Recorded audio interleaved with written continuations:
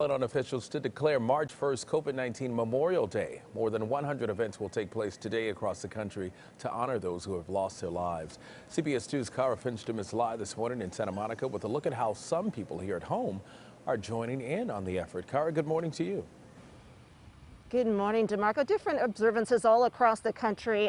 Right here in Santa Monica, these beautiful roses will be installed today. They're made out of felt, each one handmade by someone, many of them made to remember a person lost to COVID, a family member. And joining us this morning, we want to bring in two of the organizers of the event today. They've been helping with it. We have with us Lucinda and also her mom, Carolyn Freyer Jones. And both of you will be remembering your grandfather and your father today. Want to show folks at home the box of roses here because these are beautiful, and it gives folks an idea of the number, a little idea of the number of these roses that are being made and installed all across the country. Yeah, so the artist Marcos Luchins, and the name of the project is called Rose River Memorial. His intention is that a handmade felt rose is made for every single person who lost a life to COVID. And his intention is there'll be installations all around the U.S. Right now there's here in Santa Monica at the Building Bridges Art Exchange Gallery, and that'll be open today where people can come from 12 to 3, look at the installation. A floral wreath is going to be laid out today. 1-800-Flowers is helping us. And this is all really through Christina Libby, who's a floral artist out of New York, and then Kristen Urquiza of Marked by COVID. They basically gathered different people doing efforts everywhere to create events all across the United States to help create an intention of a national day of mourning. And Lucinda is one of the people that will be making the roses. Your class is going to make them, which is pretty neat. We've got Girl Scout troops making these roses, groups all across the country. But Lucinda, tell us who you particularly want to make a rose for. Well, I'm going to be making a rose for my grandfather. I'm the youngest of 7 grandkids, so he was near and dear to a lot of people. And he was amazing. He always was there. He always had a kind word for those who need it.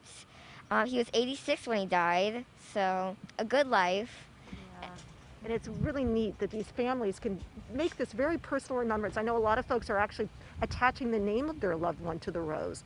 Talk to us about the effort you have launched, the Minute for Sure. Remembrance every Friday. Yeah, so when my dad died last July, my brother and I were noticing that there wasn't a lot of ways to acknowledge what was happening because you couldn't gather.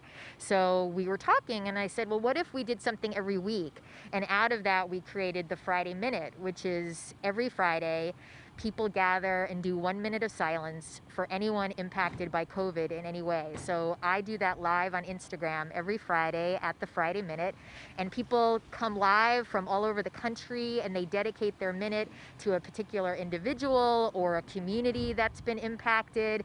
And many of the people that I'm connected to now are people who've lost someone to COVID. I'm part of a Facebook page for people who've lost people to COVID, and just yesterday over 600 new people joined who lost someone recently to COVID. So it's happening every day, every hour.